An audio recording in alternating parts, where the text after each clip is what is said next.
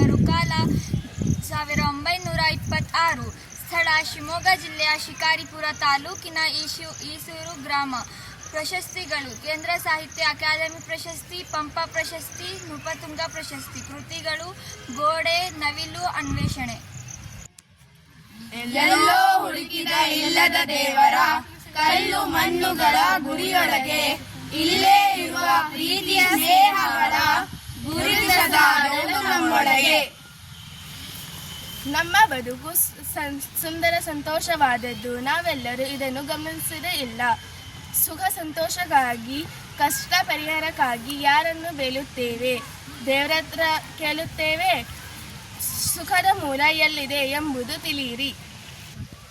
ಎಲ್ಲಿದೆ ಬಂಧನ, ಎಲ್ಲ ಇವೆ ಈ ನಮ್ಮೊಳಗೆ.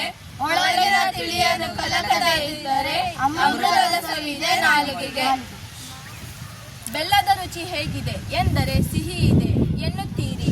ಅದು ಹೇಗೆ ಗೊತ್ತಾಯಿತು ಎಂಬ ಪ್ರಶ್ನೆ ನಾನೇ ತಿಂದು ರುಚಿ ಅನುಭವಿಸಿದೆ ಎಂದು ಹೇಳುವಿರಿ. ಬೆಲ್ಲ ನಾನೇ ತಿಂದಂತೆ ರುಚಿ ಅನುಭವಿಸಿದಂತೆ. ನಮ್ಮ ಕಷ್ಟ ಸುಖಗಳನ್ನು ನಾವೇ ಜವಾಬ್ದಾರರು. ಅದರ ಮೂಲ ನಮ್ಮಲ್ಲಿವೆ. ಅದನ್ನು ನಾವೇ ಸರಿ ಮಾಡಿಕೊಳ್ಳಬೇಕು.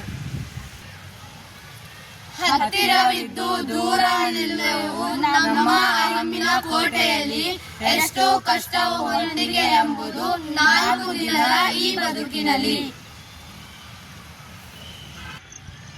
ನಮಗೆಲ್ಲ ಅತಿ ಅಭಿಮಾನವಿದೆ, ಗರ್ವ ಇದೆ. ನಾನು ಹೇಳಿದ್ದು ಸರಿ ಇದೆ, ನಾನು ಮಾಡಿದ್ದು ಅತ್ಯುತ್ತಮ ಎಂಬ ಕಲ್ಪನೆ ಇದೆ. ಹೀಗಾಗಿ ಇನ್ನೊಬ್ಬರಿಂದ ಹೊಂದಿಕೊಂಡು ಬದುಕದೆ ಕಷ್ಟಪಡುತ್ತೇವೆ, ದುಃಖ ಅನುಭವಿಸುತ್ತೇವೆ.